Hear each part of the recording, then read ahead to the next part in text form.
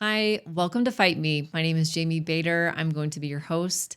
And today we're going to talk about having a big vision, how to get there, how not to be overwhelmed, how not to be paralyzed and going from like step to step, and how to strategize a little bit so that you can get there. It's going to be a lot of fun, couple would you rathers, and some fun animal facts at the end. Thank you so much for listening. We're so glad to have you. Let's go.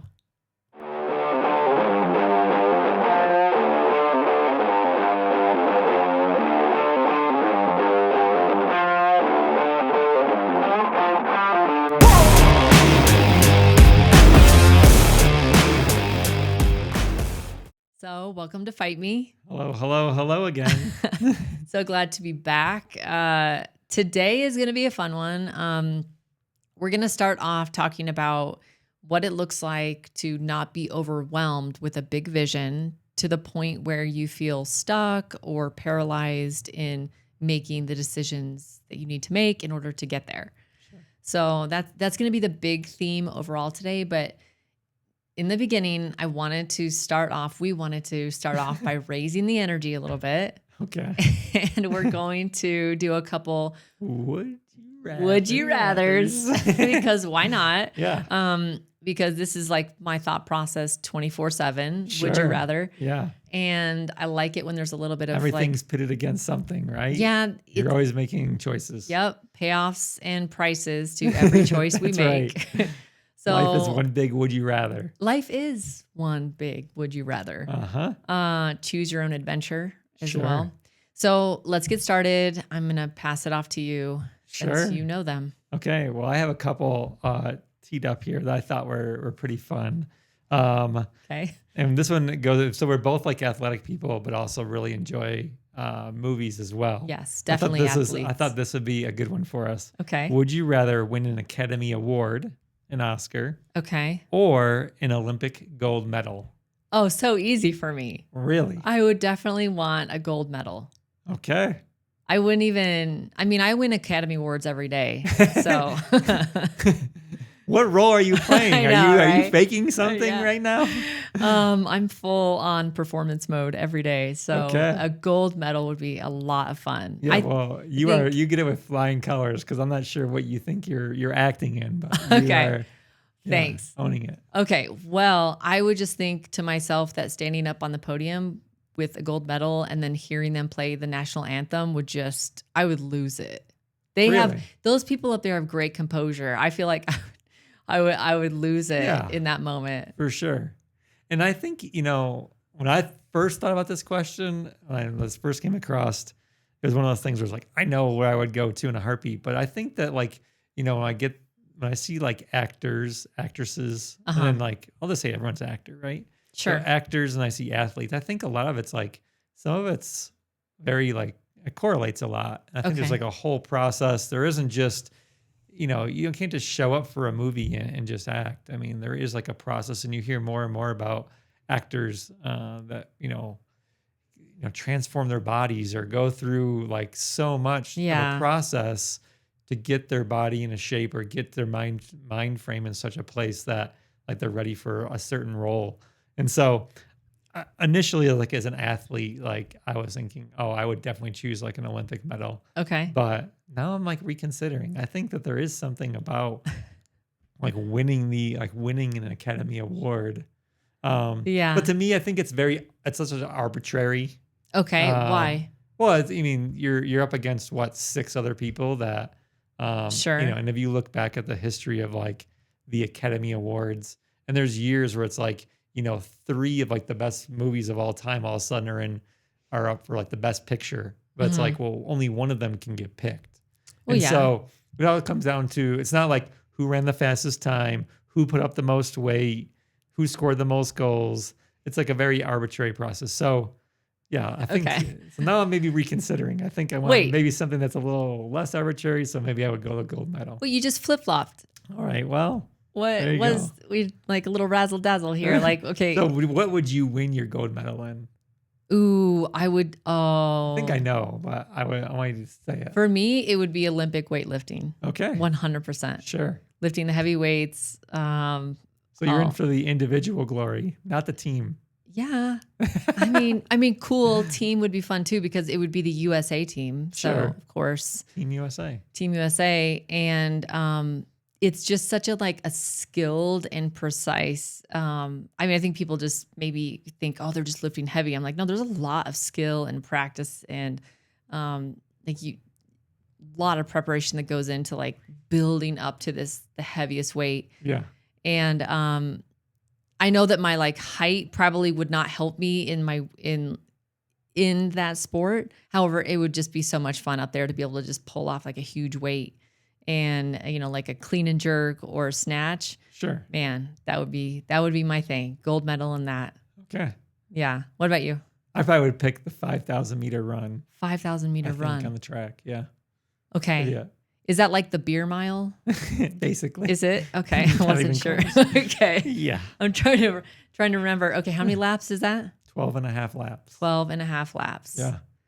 That is wild. Uh-huh.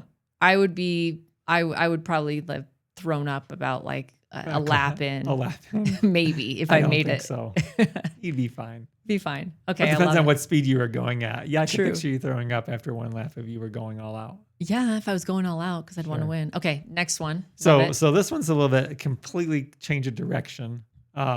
Would you rather have a unicorn horn or a squirrel tail?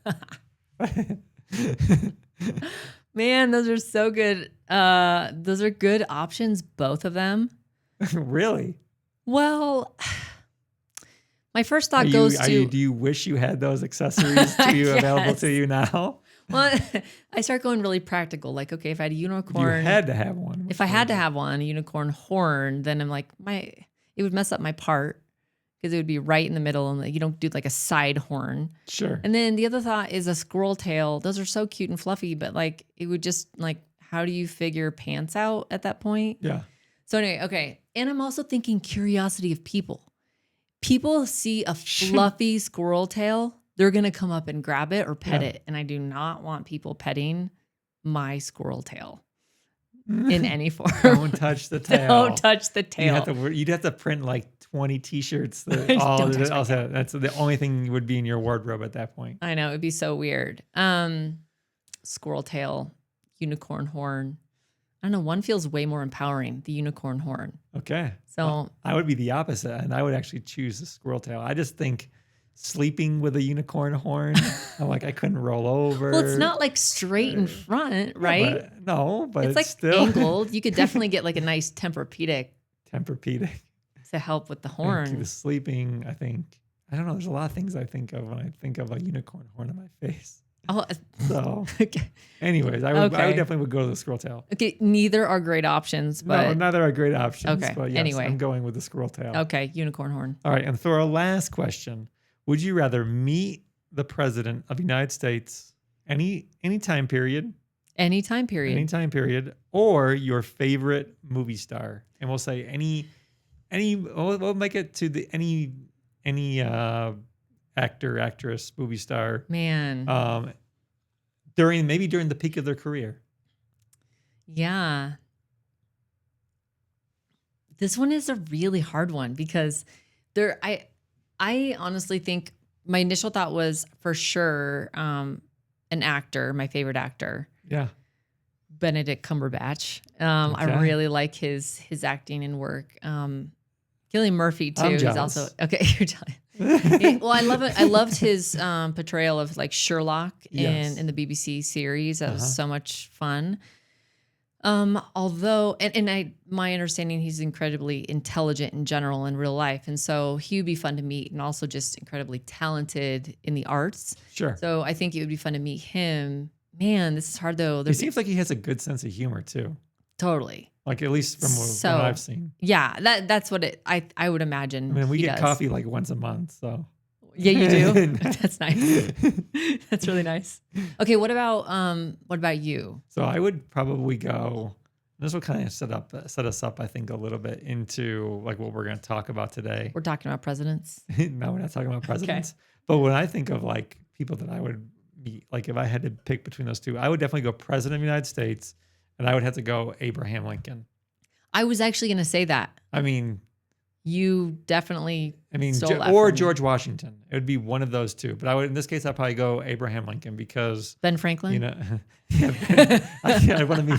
How embarrassing would that be as like a history person? I want better. He's not a president.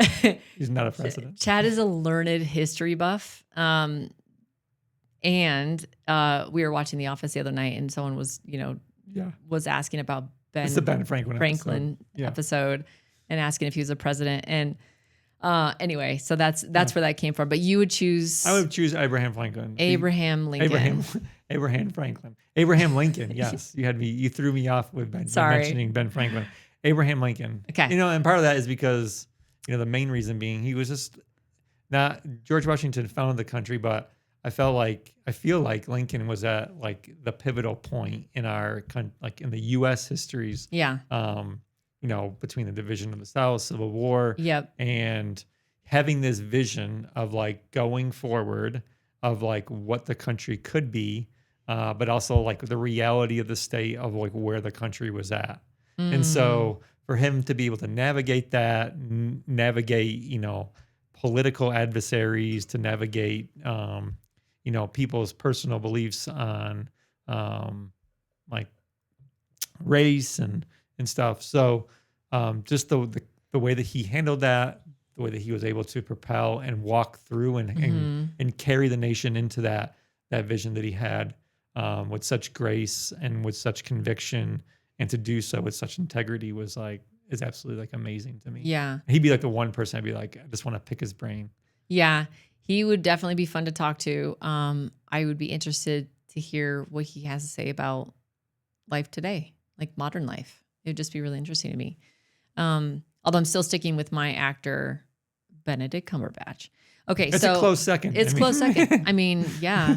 Okay. So, moving on, I see what you did there with the vision. Yeah. Moving on to like the main theme for today, talking about how not to be overwhelmed with a big vision. Correct. So that you're like become so paralyzed that you like can't reach it. Like you're like, I feel stuck. I don't know what to do. Like there's so many steps in order to get there. And I wanted to start off by sharing a little bit of story. Some of you have known that I had major knee problems, like pain. I played soccer my whole life. Major knee problems. Yeah, major knee problems. To the point where walking was really painful. Yeah. Like just walking. And not even running, not even elliptical, nothing would work. It was just super painful. So that being said, here in Guatemala, we decided to consult a physician who specialized in knee and shoulders. Yeah. And one of the options, because I had so much damage to my knees, was to realign my knees. So one of the options was actually getting like new knees, like a knee replacement. And the other option was what was called a distal femoral osteotomy for both of my legs. 10 times fast. 10 times fast, I can't. And we chose the distal femoral osteotomy. Yeah, because bilateral. You're young. Because I'm young, and you only really get a couple chances or one major chance to have knee replacements. And I just wasn't ready to commit. I was like, no, I'm too young. I wasn't either. No, I know, right? Which actually the recovery might have been faster. Yeah, recovery quicker, long-term payoff. Yes. Would have been probably good, but I would have had less options later on if I continued to be active. So we chose the distal femoral osteotomy. And what that meant for us, so we had this big vision placed in front of us, was 4 major surgeries. Well, two majors, and then like and then like 2 other minor ones. Yeah, well, you can say they're minor because you weren't on the table. So that's a good point. Yeah, it is a great point. You're welcome. All surgeries you're going under, I guess, are major surgeries. Yes. What turned out to be a total of 5 surgeries. Yes, you're welcome. What turned out to be a total of 5 surgeries. So 2 larger surgeries in the beginning, which are the actual osteotomies. And osteotomies are just simply taking a portion of the bone out. Correct. And so distal femoral osteotomy was basically what they did was they surgically broke my femoral bone, like the femur. They took a wedge out. They realigned it, and then put plates on each side. Plates and screws. And that was to basically regrow this bone straight. I wasn't under anesthesia, so I can explain it really You well. can explain. I was like, what's happening? Meanwhile, I'm completely out. But that being said, it was a long time of recovery. So like the whole point Yeah, no weight was, bearing for 3 months. yeah, no weight bearing 3 months in any form. And Correct. then I got to start bearing, like it was actually about 6 weeks that he would test it, but it was 3 months officially with like full weight bearing. Correct. If I remember correctly. And again, lots of anesthesia folks probably still have some in my body. But the whole point was there's big vision was put in front of us. And in my mind, I was like, okay, if we're going to make it, like, cause it was going to be roughly 2 full years. Yeah, it was a couple year commitment because it was like the one big surgery, the one side, left side, right side. Yep. And then you like 8 months out. Yep. After you're recovered enough to bear weight on that one side, they go and they do the other femur. And then after you're recovered from that, then they start the plate removal. Yes. From the other one. And then again, once you're recovered from that several months out or two, a year and a half out, 2 years, you have to go ahead and remove the plates from the second surgery. Second surgery, yeah. So I had a little bit of a hiccup. We had a hiccup. There was, once they removed the plates on my very first knee. That's right.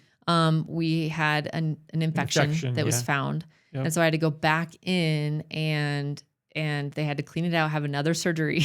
Yeah. Essentially, they cleaned it out. They did all the, things to test what type of bacteria it was, what type of infection it was, all these things. That being said, we had, what was it? I think a total of at one point 11 months on crutches. It was something like that. It was wild. Yeah. Anyway, that being said, like there was a lot of a process for me going through this was, okay, I have this big vision. Eventually I want to walk without pain. And now I'm running without pain. So I love it. But I had to reorient myself a lot. So I had to chunk down this time from a 2-year vision to, okay, now we're going to focus on the first surgery. Yeah. Okay. Now that we have the first surgery done, we're focusing on the first week of recovery. All right. And then, so like for me, I had to do week by week because I would see the doctor once essentially every week or two in the beginning. And then it was physical therapy and we had to drive to the city for that. So that being said, what was really helpful for me was to like strategize so that my mindset would play the game of like, listen, okay, we're strategizing for the first week. Here we go. Sure. What do I need to do to get these next 12 hours? Okay, next 24 hours, next, and then I would reset and recalibrate once I hit that like little mini sprint vision. Right. Was getting from like 1 week to the next and to the month. And then it was like the next surgery. Correct. And at one point, the big vision was now I just want to walk. Like I just want to walk at one point. And I couldn't really do like everywhere I was. Plus like during that time, it's like you lose muscle mass. So it's like you're building back up. And so it isn't just, pain-free, but then in the surgery recovery, but also building the muscle mass to a point where, okay, I need to get everything strong enough so that does support, like the new leg. Exactly. Oh, and we also had another bump. I didn't actually mention this, but there was a crack in the femur at one point. That's why it extended so I had a couple bumps in the road. Yeah. That being said, it was longer than 2 years. So my question to you within that is, as I think this is really important because oftentimes when we have like a big vision, it's like we just think this is how we're gonna get from point A to point B. Mm-hmm. How did you deal with setbacks along the way? Yeah, so setbacks were rough, especially as I'd gotten further on, like with the infection and the crack. I think the crack was the hardest one because it extended my time on crutches so long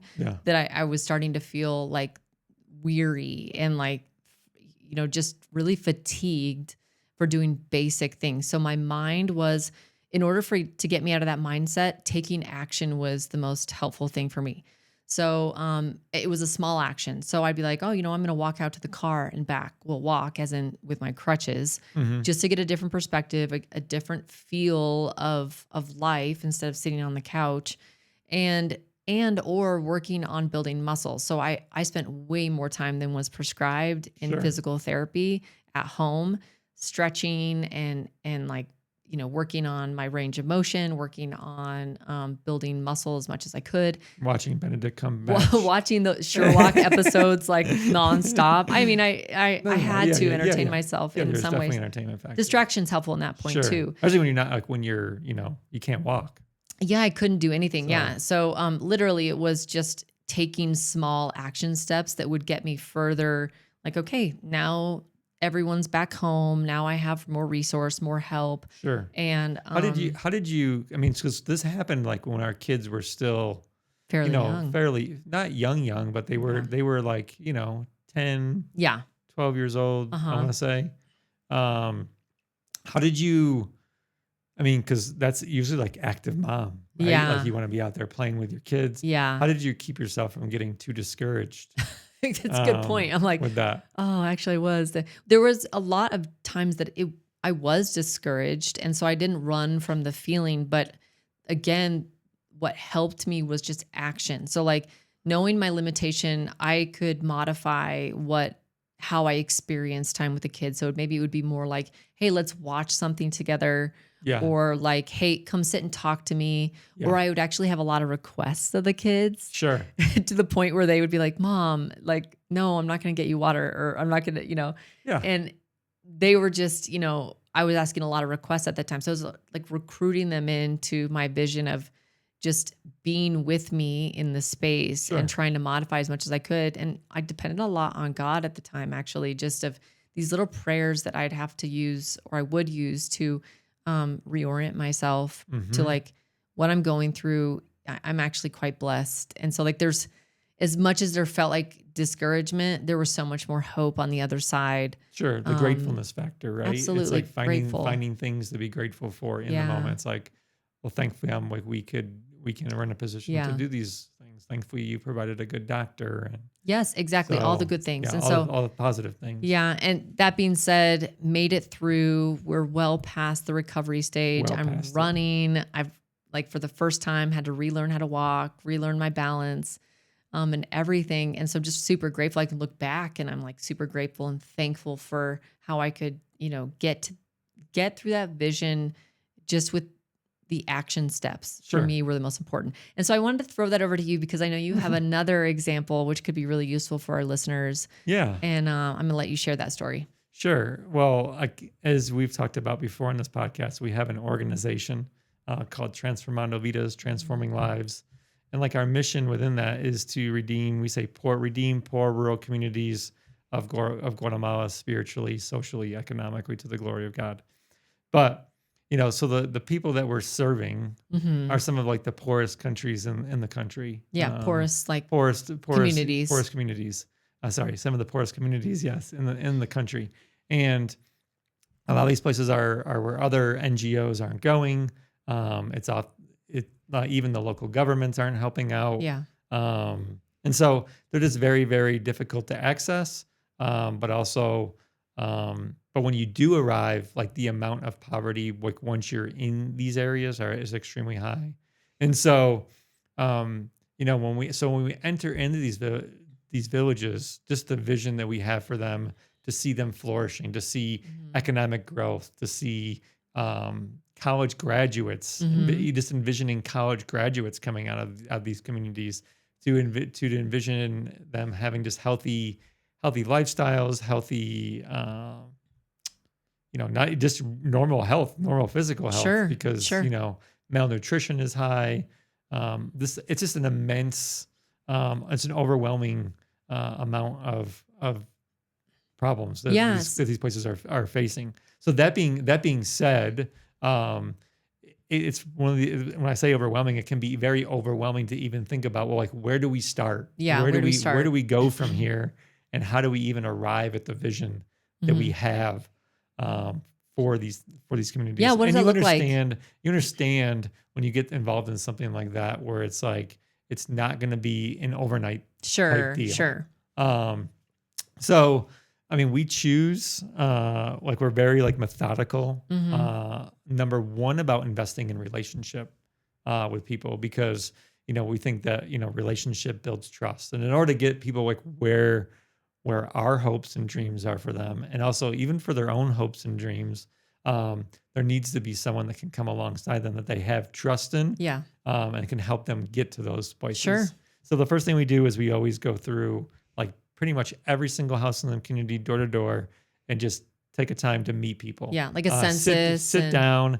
We do it. We do a census. It's just like a simple survey about like what are the needs, what are the perceived needs, that kind of thing. Like what are the current conditions? Yeah. And so that kind of gives us like a community overall assessment, but also lets us know like which families are the most vulnerable in the community as well. And so then by little, once we're able to identify those needs, we're able to like pick certain tasks or projects that we can invest in.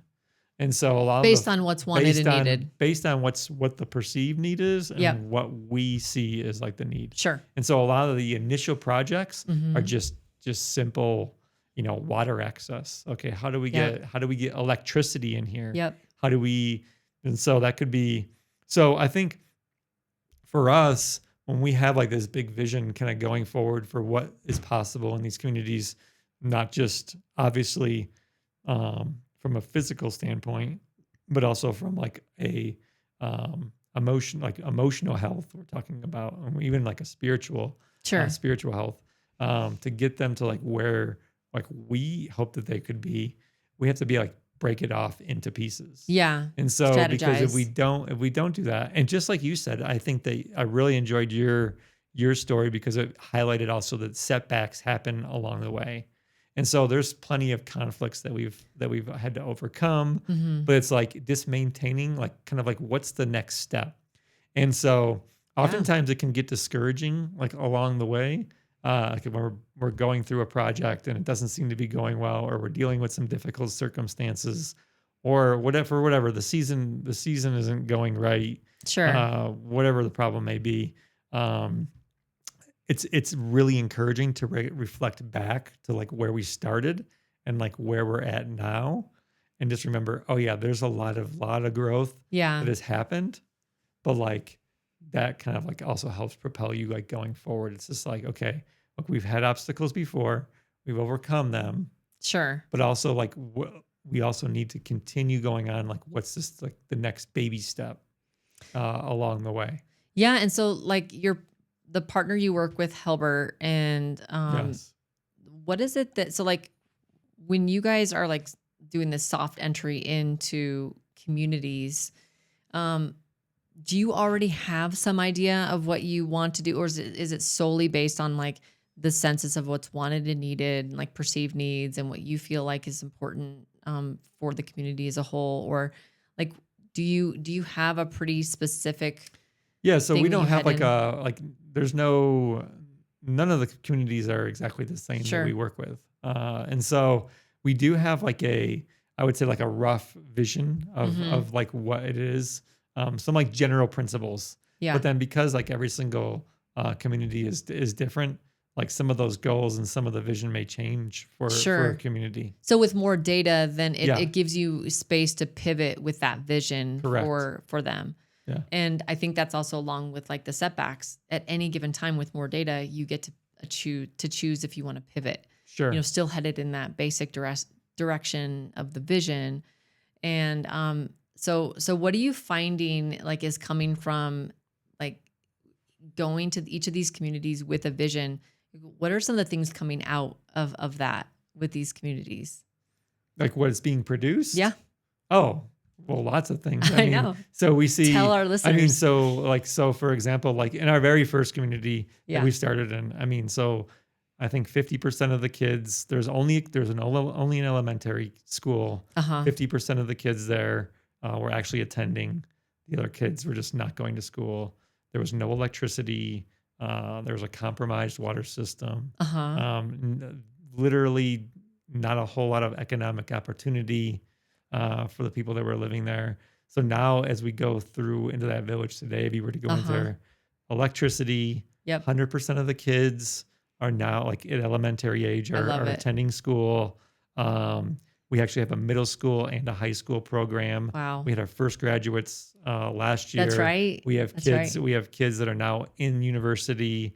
looking for real jobs, real work, Uh-huh. not just like day laborers, things Yeah. with actual salaries. Sure. The community has completely been transformed. Malnutrition was extremely high when we started like a big, huge health program, Mm-hmm. and so we don't see the malnutrition that we once had. And then that's not even on top of like the spiritual component too that we bring as well. So we have a church plant there, Yep. Mm-hmm. that's thriving, that's doing healthy, I love that. and so it's really it's an overwhelming sense of like, okay, like this community is arrived. on the right track. Right. What a beautiful thing So, too to I mean, we still have like arrive. we still have like things to grow in, things Sure. that are part of that vision going forward. But like from where we were like 5, 6 years ago to like where we're at today, and like even the villagers being able to like say, oh my gosh, I can't believe what has happened here in like in 6 years. Yeah. And I love it. So like the beautiful thing of arriving to a vision, like you get to ask yourself what's next. Sure. And so it's like putting more weight on the bar of like, okay, what else is possible? If we got to this space and everyone's like, feeling like incredible about like where we've arrived and everything, now what? Like what's next? So I think one of the things we wanted to impart like to the listeners when it came to something that you can think about is like, what are some things that you are avoiding? Because the vision feels too big. Or because there is something that's up ahead of you that feels like enormous, and you're looking at all of the data and you're like, I don't know where to start. I don't know what's going on. I don't know how to like make progress, or when I do, it doesn't feel like enough. Like what are you avoiding? What are you tolerating in that space? And what's causing you not to take action? Sure. Yeah, that's one of the things that comes to mind that could be helpful for the listener is to notice where your vision, how big is your vision and what's keeping you from it? Yeah. Yeah.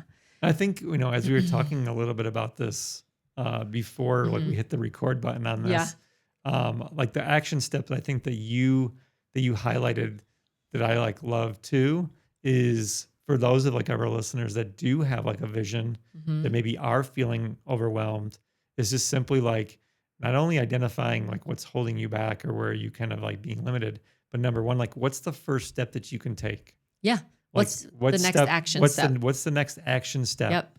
And so, it's just like going up like a ladder, right? You're just going to the next rung.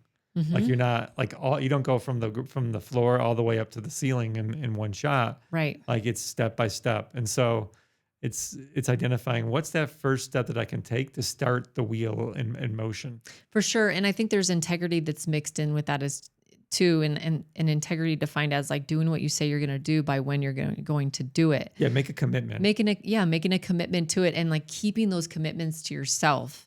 It builds self-trust, and like you'll want to like add more weight to the bar as you keep moving forward with those actions. You gain confidence. You gain confidence.